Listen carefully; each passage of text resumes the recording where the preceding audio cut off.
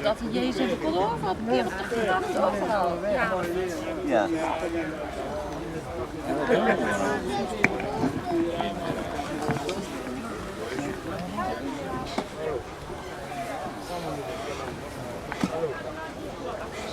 Ja.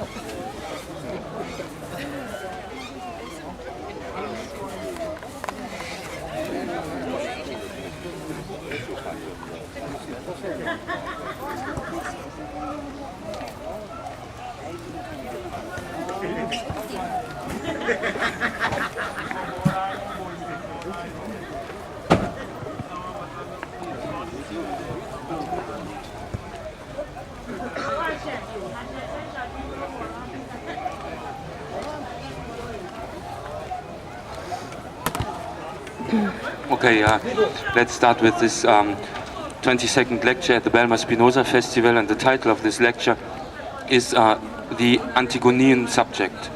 And I want to answer three questions today. The first question is, like you can say in this paper that is spread out, distributed. The first question is, what is Antigone? The second question, who is Antigone? And the third question is that I want to answer today is, what is the Antigonean subject? So, what is Antigone? Antigone, as you know, is a figure, a person that appears in a tragedy written by Sophocles in the 5th century before Christ. And he's not the only one who wrote on her, but he's the one who made a tragedy with this title, Antigone. And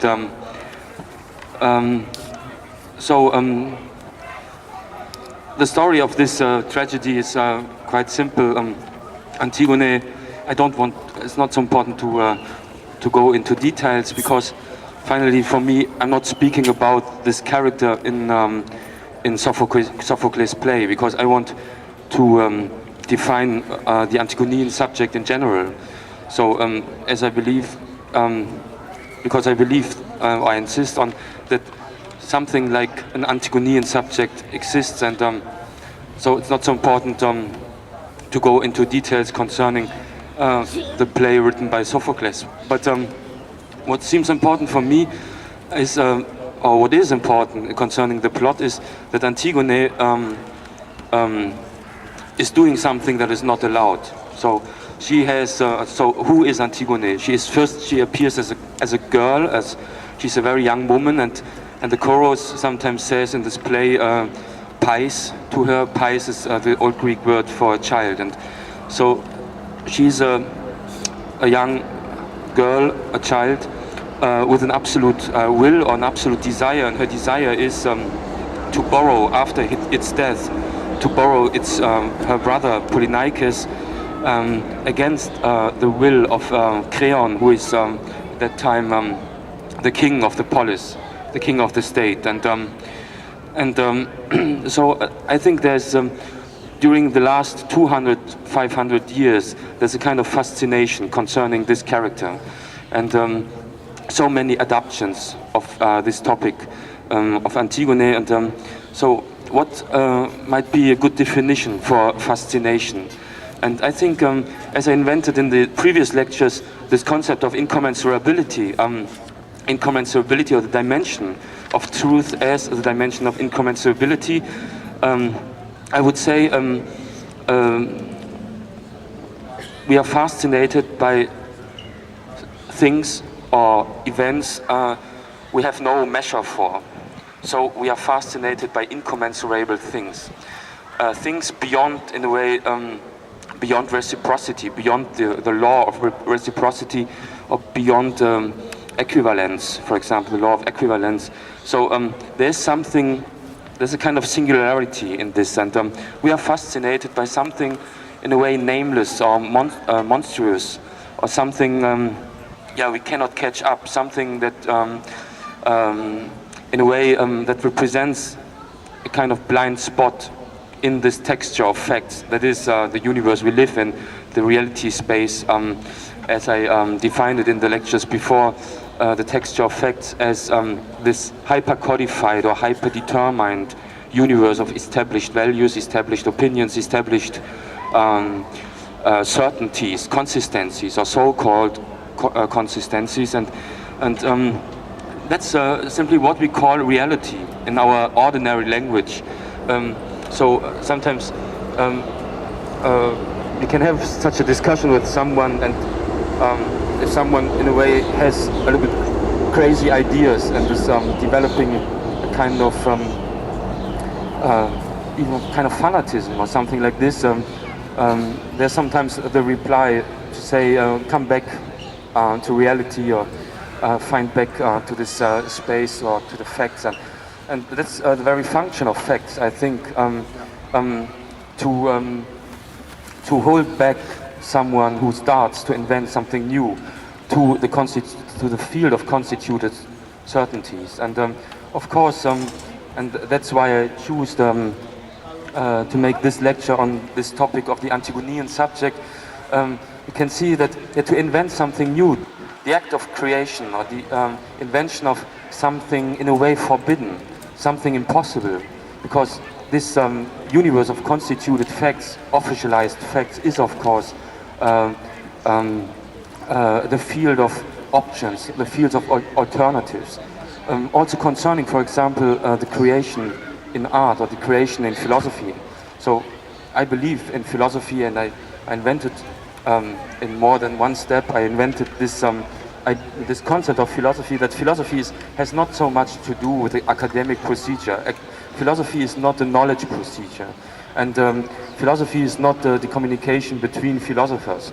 Philosophy does not mean to write about someone who wrote about someone, and so there's something in philosophy that is much stronger than the academic concept of philosophy, or like philosophy is taught at universities today.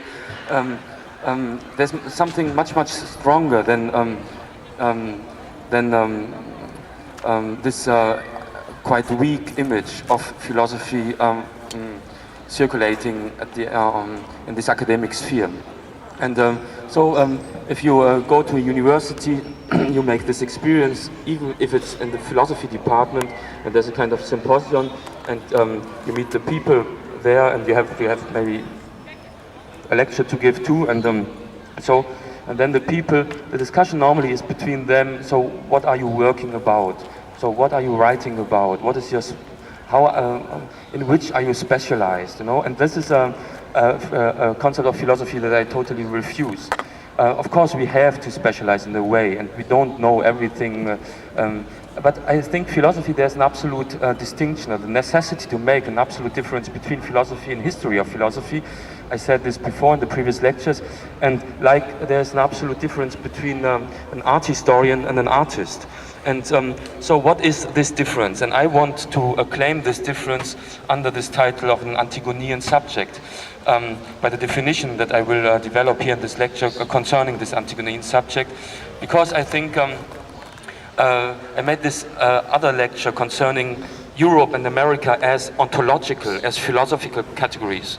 And so the idea in this was to defend also this a more progressive concept of philosophy than, for example, the concept of philosophy that Plato, at the very beginning of the history of philosophy in our culture,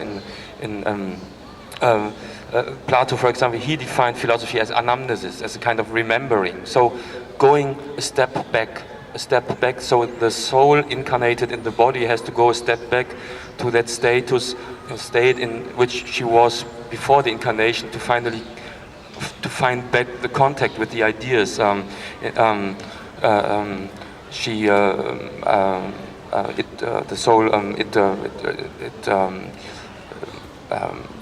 It was in contact with these ideas. There was a kind of Ideenschau. So this idea had a kind of visibility for this pre-incarnated soul. And then with the incarnation, in Plato, there's the problem that the human being has really becomes very problematic to make the difference between the real things, like in Plato's thinking, the real things are the ideas, that means the universalities, and the simple illusions, if you want, and so that's why Plato claimed that the body, that the soul is imprisoned in its body by this incarnation. And later, like you know, is Michel Foucault made a kind of opposite formulation and said like something like this body is imprisoned in the soul. And okay, but I don't want to speak too much about Plato. That's not the question.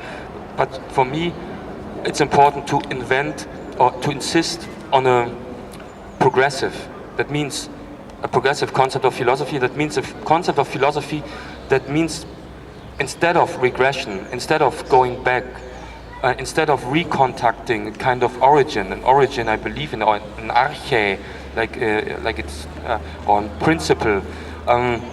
Philosophy has much more to do with opening up to the dimension of contingency. That means opening up to the dimension of incommensurability. And that's why I was so fascinated when I started to read philosophical texts. That was my fascination of philosophy, that I recognized that philosophy is in touch with the untouchable, that philosophy is in touch with incommensurability as such, that philosophy has to do with the unknowable as such. And that's why the image of philosophy is so problematic again, because I know that from my own history, when I started, for example, to define myself as someone who is in philosophy and then finally as a philosopher, the reactions are quite cynic or ironic, and because the people have the idea of philosophy, or this image of philosophy exists at least that philosophy is in a way not so serious thing. Why? Because there's no proof in philosophy. It's not science, and it's true. In fact, it's true, and I think that's the fascination of philosophy. That philosophy means to be in touch with the dimension of the unknowable. That means to be in touch with the dimension of truth, like I would call it, truth in a distinction to certainties. And so philosophy has not so much to do with knowledge or certainties. Of course, there's a lot to know concerning the history of philosophy, and it makes a part of the philosophical work to read as close and as precise as you can the texts of this history. In a way, it's a never-ending process, because you just have one life, and reading texts written through this period of 2,500 years in a kind of close reading and responsible reading needs a lot of time. But I insist on the necessity to define philosophy as something, in a way, essentially different than history of philosophy. And why? Because touching the untouchable, being in contact with these oversized philosophical notions like freedom, responsibility. What is the human being? How can we define it in relation, for example, to the dimension of animality? And how much does a human being makes part to its own bio-basis, if you want? And but is there a difference between a human subject and an animal, for example? Very, very old questions. Or is something like justice possible? Does freedom exist? And in some of the lectures, concerning these concepts, I claimed that yes, it makes sense in philosophy to insist on the possibility to get in touch with these empty concepts, these oversized or hyperbolic concepts like freedom, truth, what is a human being, justice, equality, because these concepts, why are they empty? They does not appear one-to-one in this field of instituted certainties, or that is the field of reality. So they have no representation in reality as such, but they are in a way, I think, to reduce philosophy to reality, if you want, and to make out of philosophy a kind of a knowledge procedure, step by step, would simply mean to agree with the kind of self-assimilation of the human subject, that is a subject of philosophy, the subject of thinking, to the field of its own conditions, to the field of its own social, political, and historical, and economical, and blah blah conditions. And I would insist that philosophy is something else. Philosophy starts with a transgression of the subject of thinking. The subject of thinking is, transgresses its own condition, and that's the moment in which something new can happen. A new definition, for example, of thinking, a new definition of what philosophy is, a new definition of what reality is, a new definition of what a human subject is or can be, a new definition of freedom and equality, or a new definition of truth.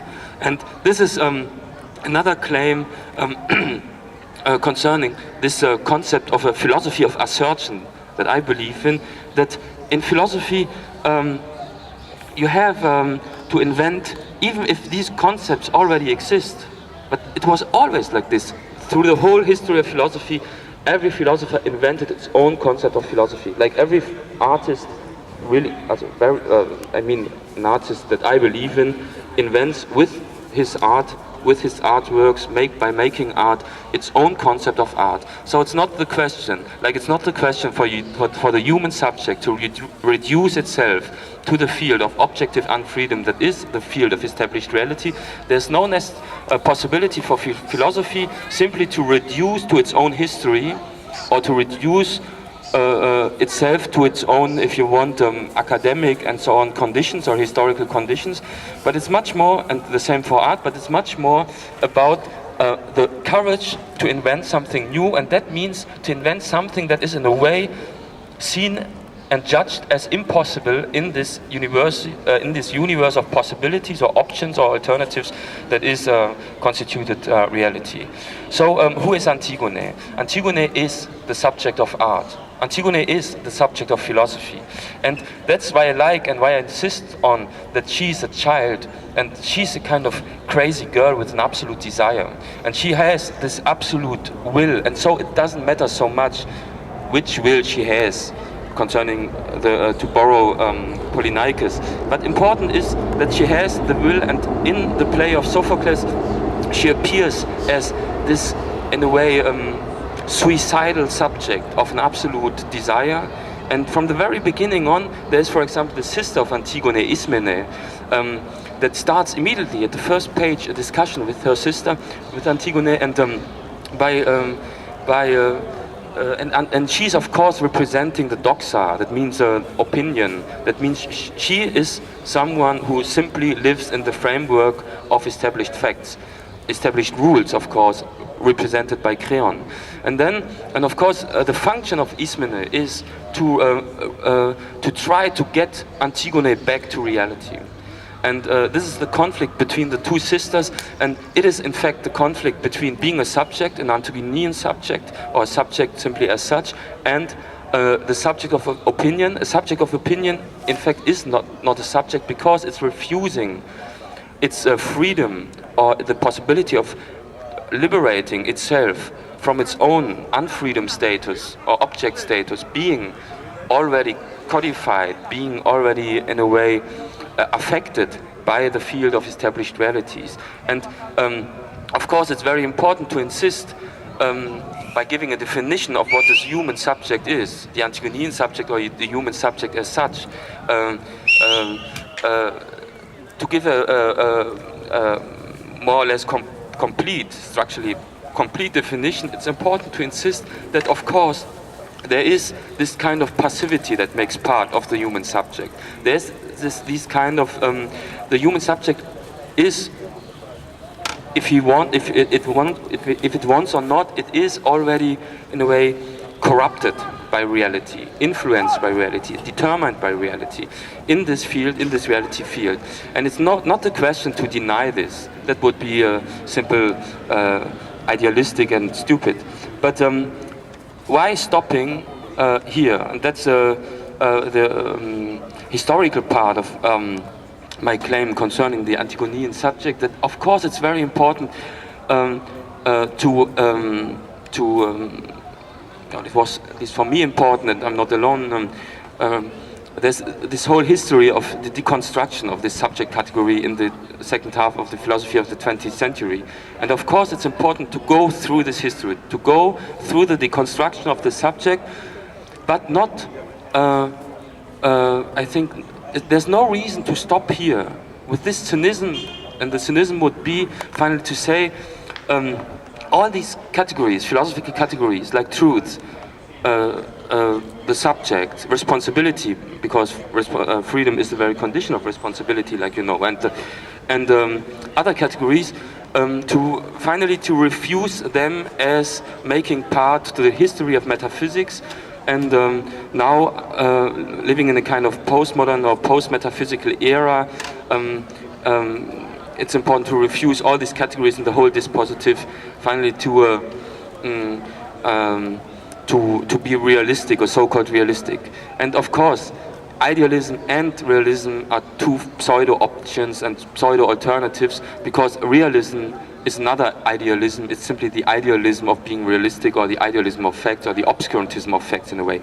So I think that's each strong position in the history of philosophy is a position that is refusing these two alternatives from the very beginning on. I'm sure you can read Plato like this. Not so simple to say Plato is the starting point of idealism, and then Aristotle starting point of realism, and then it goes through medieval time, and then we have more continental philosophy, or more Anglo-Saxon philosophy. It's much more complicated, but I have to simplify, of course, here. And so my idea is to define the human subject as something in between these false alternatives, these false options, and this is what I call the Antigonean subject. So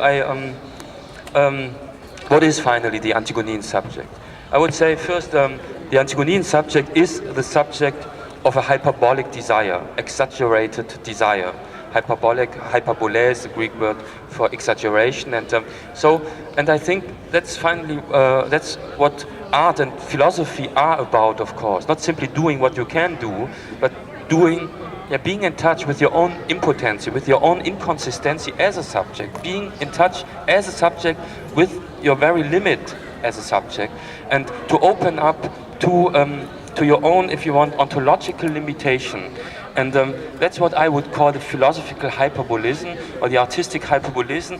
And finally, to fight for your desire, for your philosophical or for your artistic desire in the field of forbidden desires, that is the field of reality. The second definition of the Antigonean subject that I want to present is the Antigonean subject is the subject of a crazy resistance. And this resistance, of course, is the resistance towards the dimension of facts. That means towards the dimension of the logos, of a simple logos, of a simple reason, the dimension of couragelessness in a way, and the dimension of already decided reality. But if in this model of determination, if reality is already decided, there would be no need for decision, no possibility for freedom, and finally the subject as such would disappear. But I would define the human subject as a subject of this resistance, of a resistance towards this dimension of established facts. So the third definition is the Antigonean subject is the subject of freedom in this sense. Freedom in objective unfreedom. So both sides, to bring them together. Because I'm objectively not free, there's necessity for freedom. If I would be God as the one who has kind of absolute freedom, an absolute who is absolute sovereign in this sense. If I would be God, there would be no need for freedom. If my freedom would be absolute, there would be, in a way, freedom as such would disappear.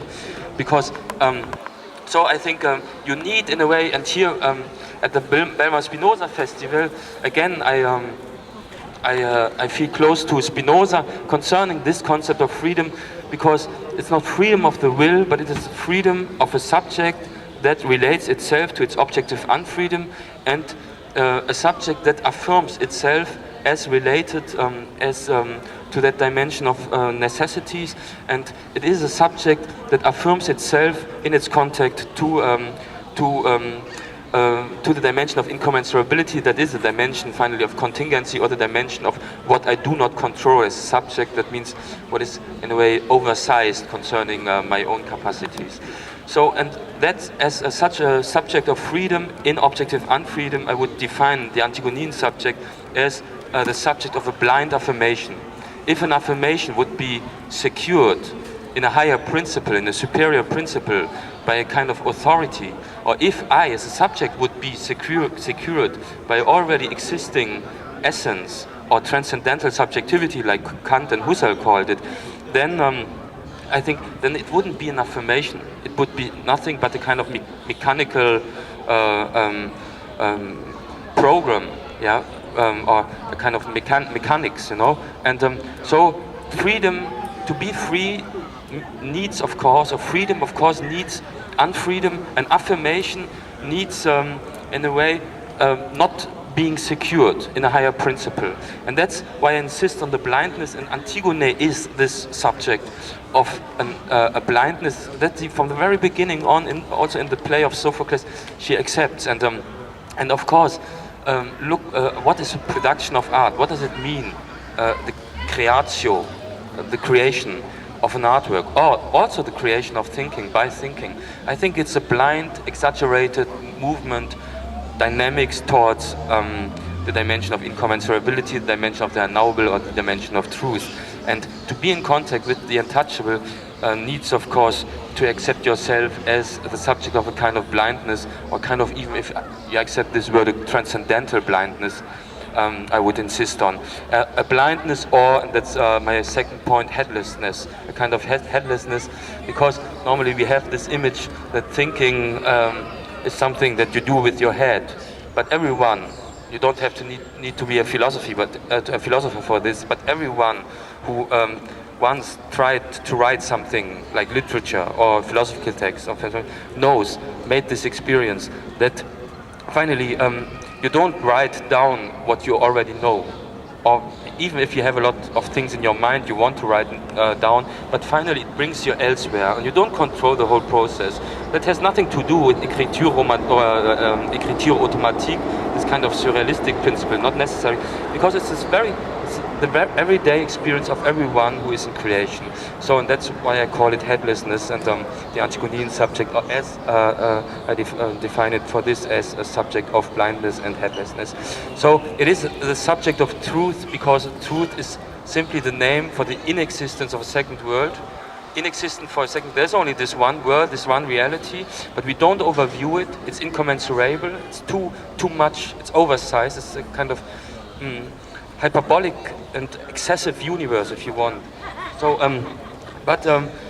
it gives us the impression that we are at home, you know, and of course not. And sometimes we make this kind of crisis experience, not being at home in our world, in our commodities, or in our certainties. And yeah, and this crisis, this moment of this crisis, is the moment of a kind of self-transgression of the subject towards a dimension of inconsistency, of the inconsistency of this consistency universe that is the so-called reality.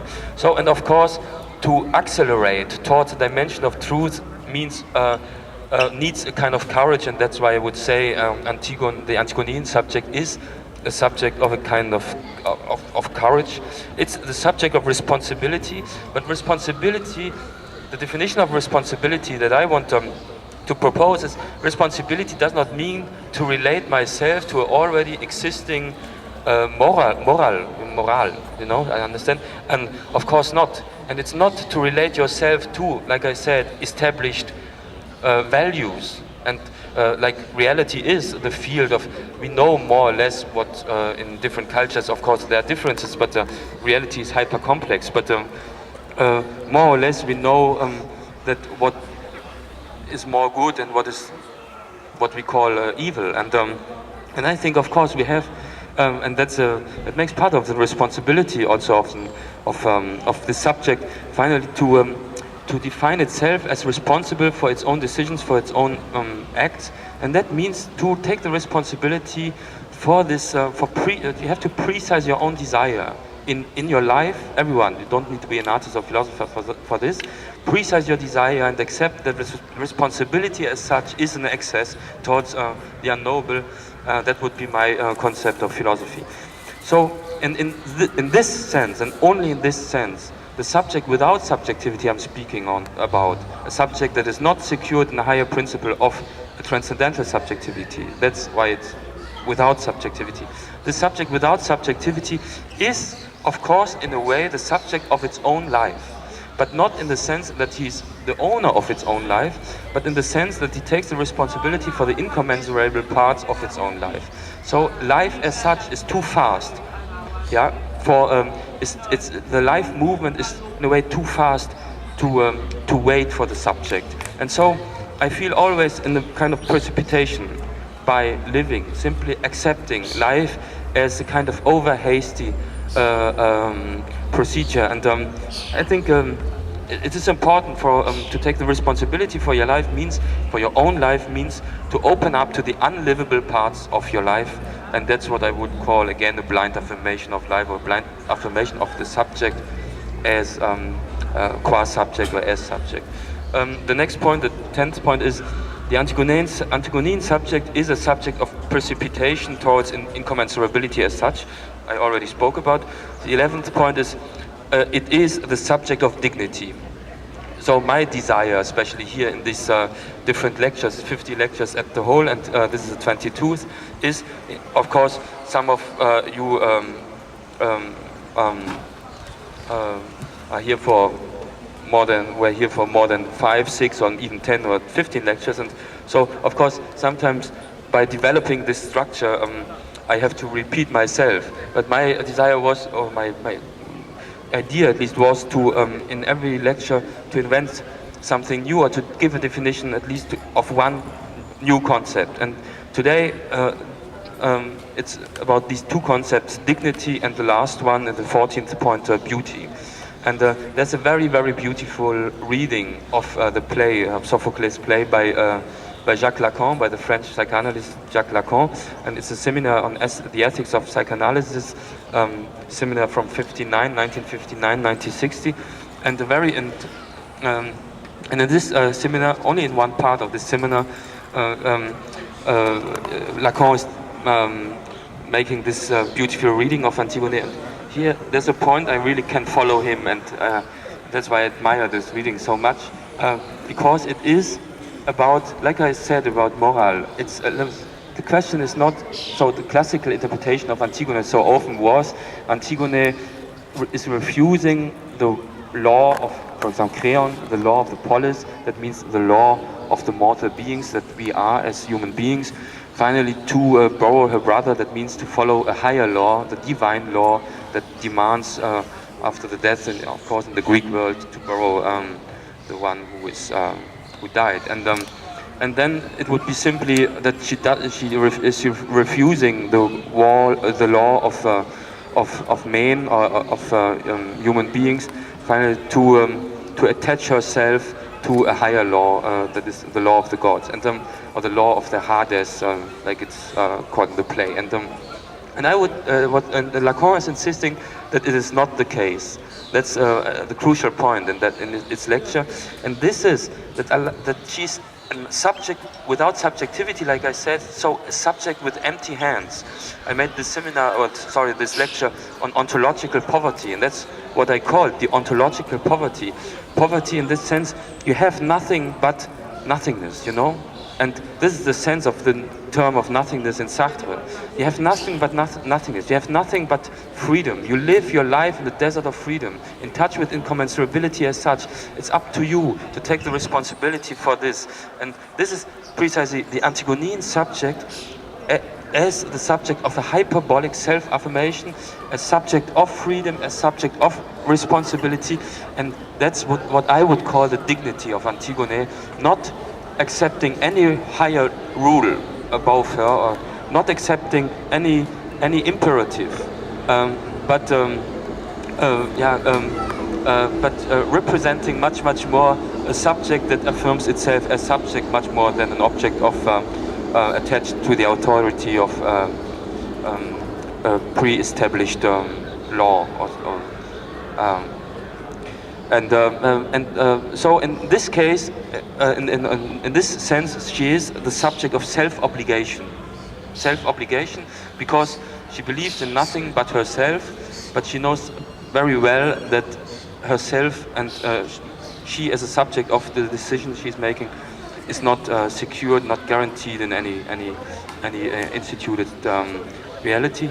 And in that sense, she is the subject of a kind of self-elevation in the universe of objective unfreedom, that is reality, self-elevation in objective unfreedom, or self-erection if it's not too phallic. And the 14th point would be, she is the subject of beauty. And I think, what is the definition? What might be a philosophical definition of beauty? Beauty is, of course, not to attach to already institutionalized, fashionable, in the fashion world or wherever circulating concept or powerful concept of beauty. I think beauty has simply to do with this kind of dignity, and I don't agree that dignity is an old-fashioned word. It only sounds old-fashioned. But dignity, I think, I would define dignity as the human. The subject of dignity is a subject that takes the responsibility for its own freedom, because freedom is the very condition of this responsibility, and that makes out of this subject a subject in touch with the dimension of incommensurability. That means in touch with the untouchable itself, and that makes out of this subject the subject of a kind of incommensurable beauty.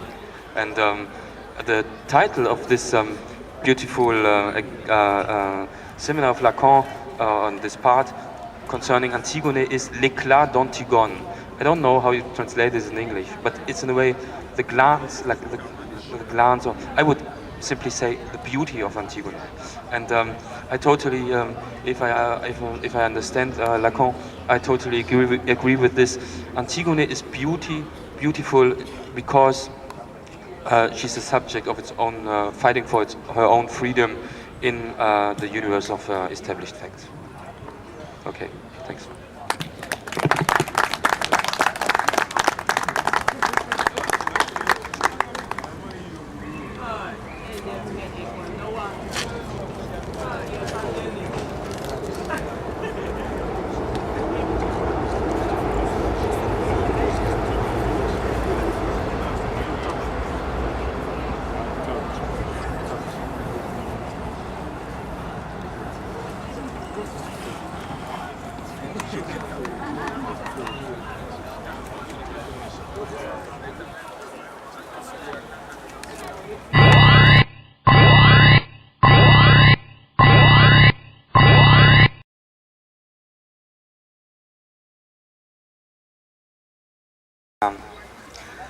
Let me start with this lecture of today, and this is the 23rd lecture at the Bijlmer Spinoza Festival.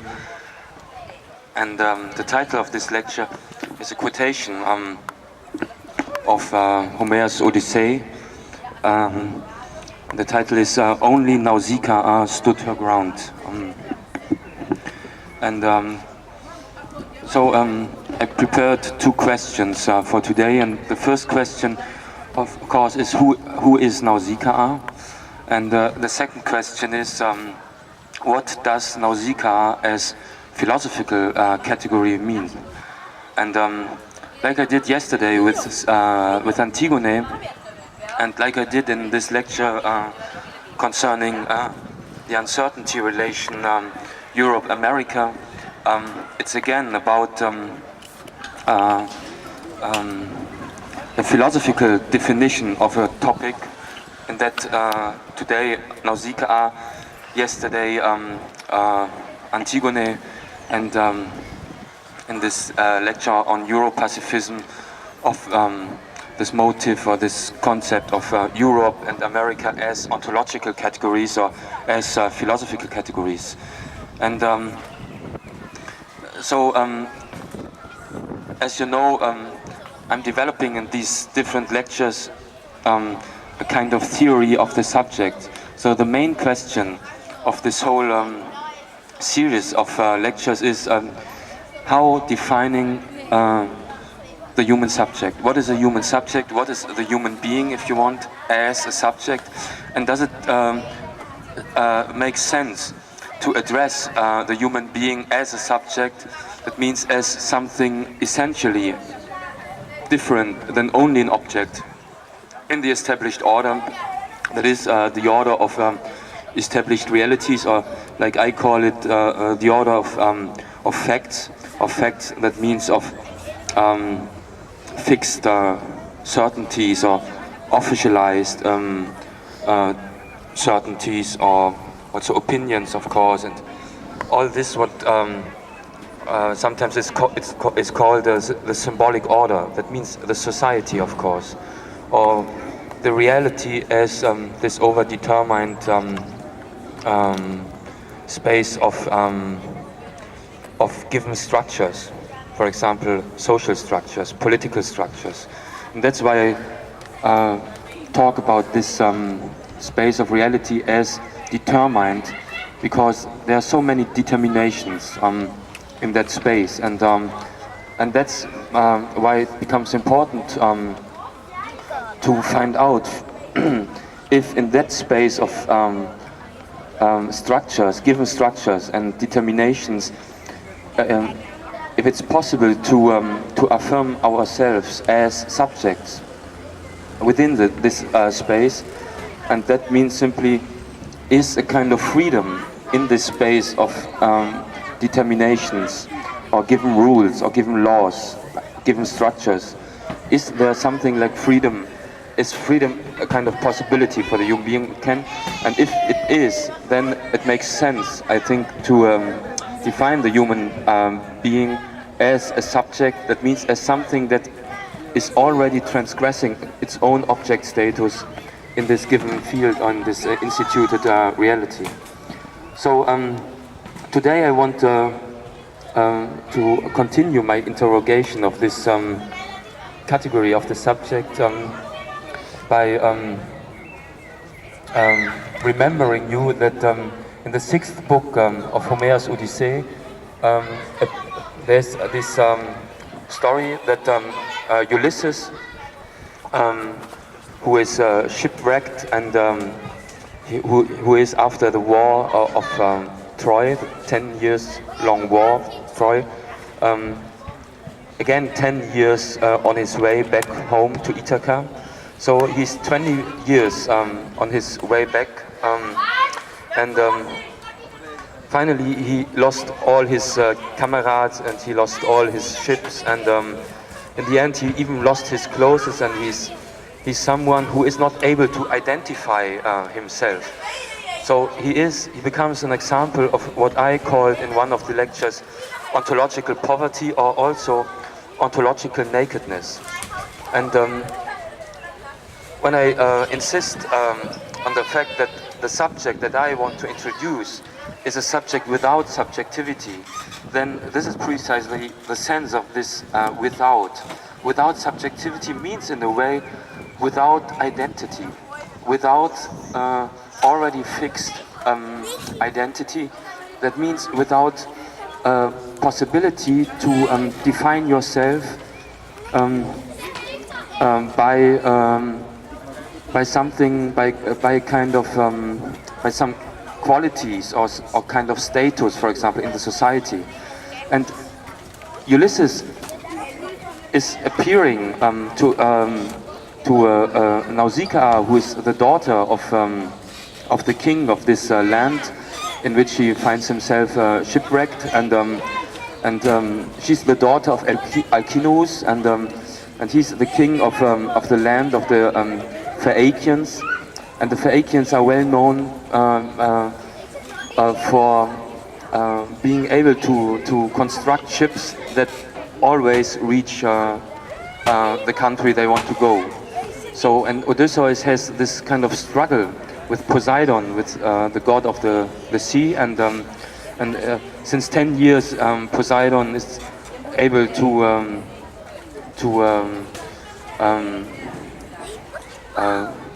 So it's Poseidon who don't want Odysseus Ulysses finally to come back home, to find back to Ithaca. And so it, of course, with reaching the land of the Phaeacians, it becomes clear if Odysseus can persuade the king Alcinous to give him one of his ships or to bring him home to Ithaca with one of his ships, then it's clear he will find finally back home. And but before he is able to meet the king, he finds himself there at the beach and totally destroyed by his Odyssey. And then there's a very beautiful story, and I think one of the most beautiful stories in the whole Odyssey, in the whole text, and this in the 6th book, like I said. And so Odysseus finds himself, he wakes up at the beach and he finds himself destroyed and naked, and so in a way kind of monstrous. There's a kind of monstrosity in his appearance, and Nausicaa is quite close to that beach because she's washing clothes there with her maids and some girls from the palace, and then Odysseus, then we have this scene of this encounter between this monstrous man and without being able to identify himself, and the princess of the country, and Nausicaa and the maids around her. And then in this moment when Odysseus appears, all the maids are fleeing this stranger immediately in every direction. I don't remember the Greek text, but it's really like described. They are totally like kind of hysteric and immediately fleeing this stranger, this monstrous stranger, a naked man, by the way. And and then you have this very beautiful sentence. Only after saying the maids are fleeing, and then only Nausicaa stood her ground, and was waiting for him. Is the next sentence. Only Nausicaa stood her ground, and I think that's a very, very beautiful passage in this text, because you have this encounter between two different orders. You have the order of this destroyed man. In a way, you can say this man is without papers, without sans-papier, you would say in French. Sans-papier, that means it's someone who was already who fell out of the symbolic order. He's not able to identify himself. He has no passport with him in a way, no? So he's in a way absolutely lost. Finally, after 10 years on the sea, on this Odyssey, he finds himself with nothing but himself, a kind of naked subject. And so for me, this encounter between Nausicaa and Ulysses is the encounter between two subjects without subjectivity. So with Odysseus, with Ulysses, it's clear in a way, because like I described his situation, he has nothing to convince, nothing with him, you know. He's the king of Ithaca, and he's a very famous man, because during this whole period, being on his way back home, of course, all these ballads were sing in the different palaces about the heroes of the Greek heroes in this war, and Odysseus, Ulysses is one of them, like you know, like Achilles and others, but Ulysses is one of the important ones, and so in a way he is known, but he's unable to make himself recognized. He has no possibility to identify himself as the one he in fact is, and then okay, he's a subject without subjectivity, and I would say, to put it for 1 second politically, a subject without papier, without identity. That means someone who represents a kind of hyperbolic danger, because you don't know, is he an enemy or is he a friend? And I think in every encounter we have this situation that you don't know, but normally you have a kind of the help of the situation, and so normally you have kind of information like how people are closed, how their behavior is, how they look like sometimes, and then you judge if you accept this encounter or not. How you judge a little bit your own behavior, how you decide your own behavior, and that's in a way also a very problematic thing, because of course we all know that this orientation, to orientate my behavior or to attach my behavior finally to something like this values, these instituted values in the symbolic field, is a kind of brutality and superficiality, of course. And I know, and not to be too naive, we all are a little bit like this. But my question is much more philosophically, and it's not sociology. It's not a question of a sociologist. My question is, how can we define an encounter between two subjects without subjectivity? And I think that what's very beautiful concerning Nausicaa is that she has, and that makes out of her a subject of a kind of dignity. Like I yesterday introduced this concept, this ontological dignity, or concept of ontological dignity, and also concept of ontological beauty. So she's not beautiful because of her hairs or whatever, on how she looks like, but how she reacts, or how she acts finally in such a situation. And that's I think it is a situation of dignity and beauty.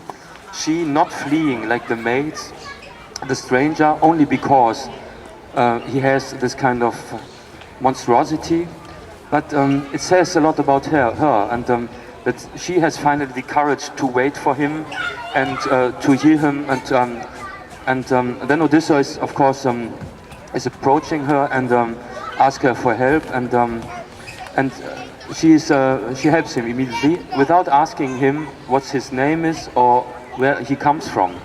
And that's very important, because we know how, again, to put it politically, we know how in between countries and the right, between the foreign right between countries, how it is so much orientated concerning, you have to identify, you have to have an identity in your own country, and you need a kind of passport to leave your country or to enter another country.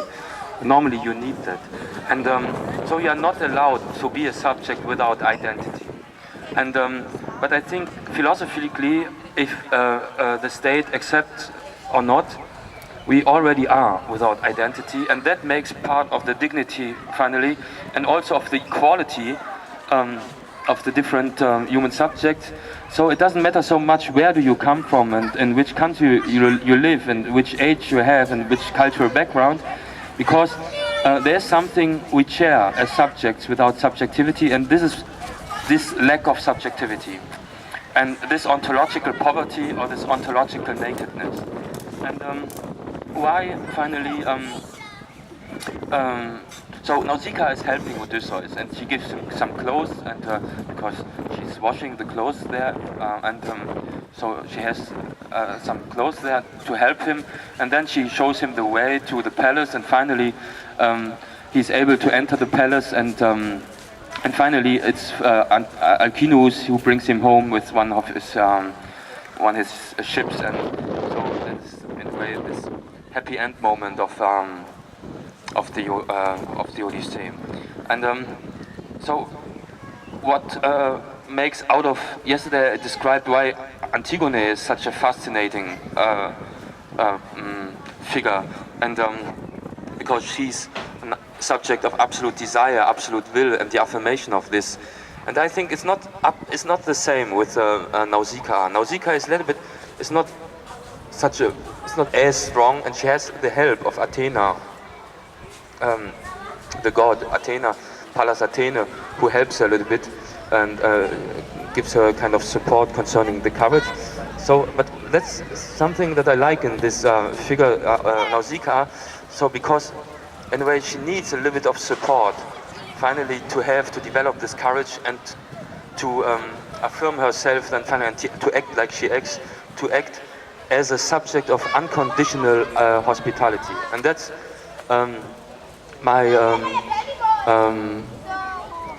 the answer finally. Who is Nausicaa philosophically? Of course, she is the figure in this sixth book of the Homer's Odyssey.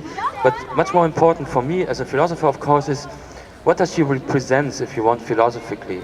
And I would answer, she's the subject as such, if you want, the subject par excellence of excessive or hyperbolic hospitality.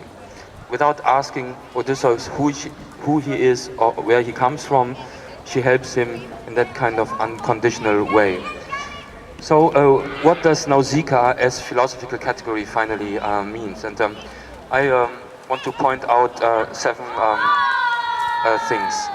First, I think Nausicaa is the subject, as I said, of this hyperbolic or excessive hospitality. That means not only Odysseus, but she too is a subject. She don't orientate her behavior by she don't takes care about, if you want, the already existing or the already given identity of this stranger, and that makes out of her also a subject without subjectivity, because she is in another dimension, or she acts in a way by transgressing the order of identity, and that makes out of her the subject of excessive hospitality. Then, of course, she is, as this subject of excessive hospitality, she is a subject of a blind affirmation. Again, I use this concept of a blind affirmation, blind because she don't know with who she is dealing, a blind affirmation of this incommensurable stranger. And that makes out of her a courageous subject of the acceptance of the name and faceless other, philosophically. So the subject without subjectivity is a faceless subject, a subject or nameless subject, or a subject that is not able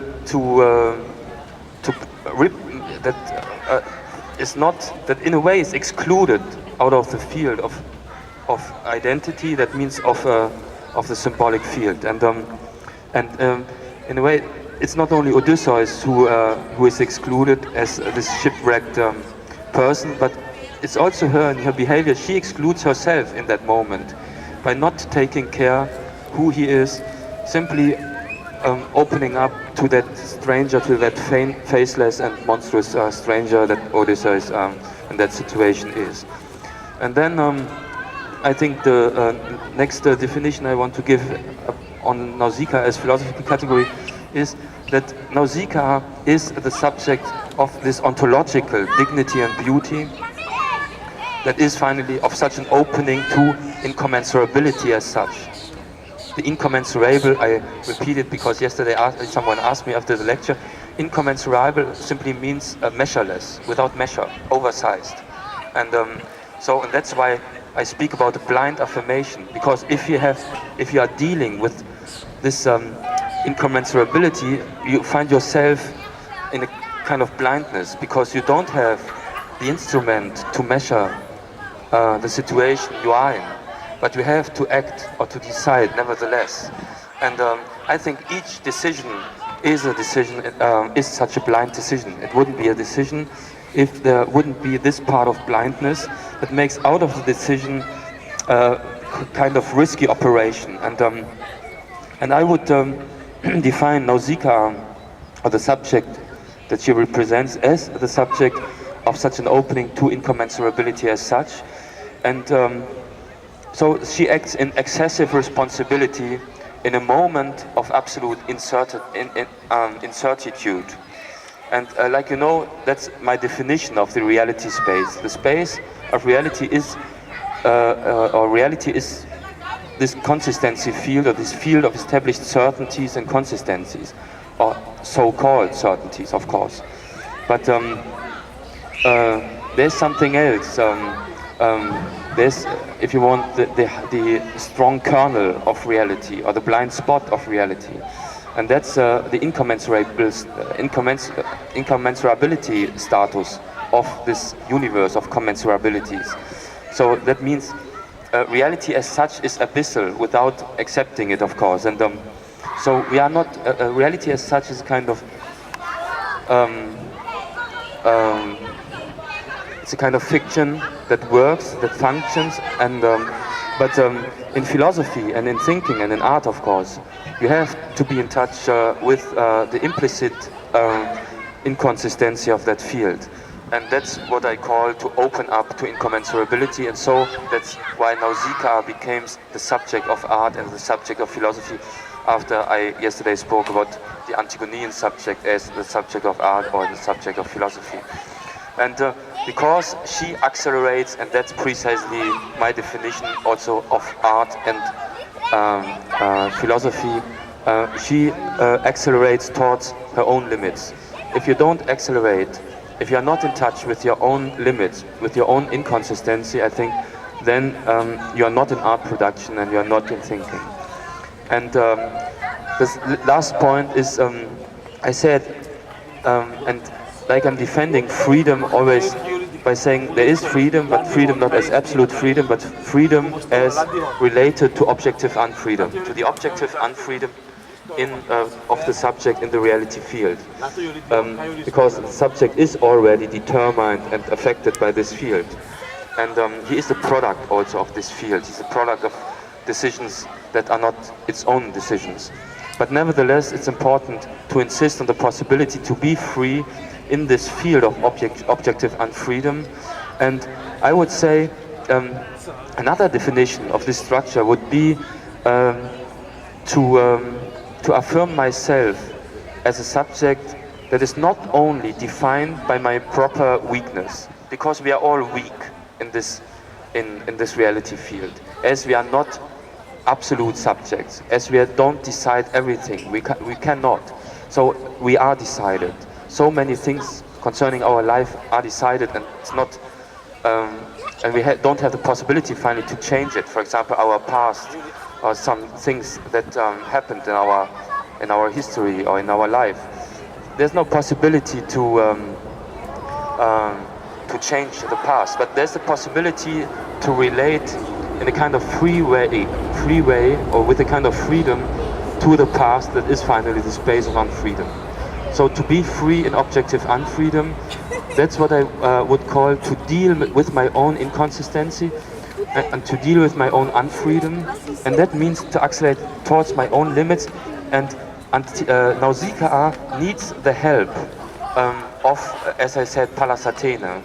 So she's not the absolute, the subject of a kind of absolute or an absolute courageous subject like Antigone is. That's the difference. But she is, in a way, I would say, the subject of a certain grace. And the grace is that even if she's in a situation she does not control, because she don't know, because Ulysses is a stranger, and she really don't know, and that's why, for example, the mother of Nausicaa, her name is Arete. Arete is the old Greek word for virtue. And finally, Odysseus, when he's finally in the palace of the parents of Nausicaa, there's this exchange between him and the parents, and then he tells the parents how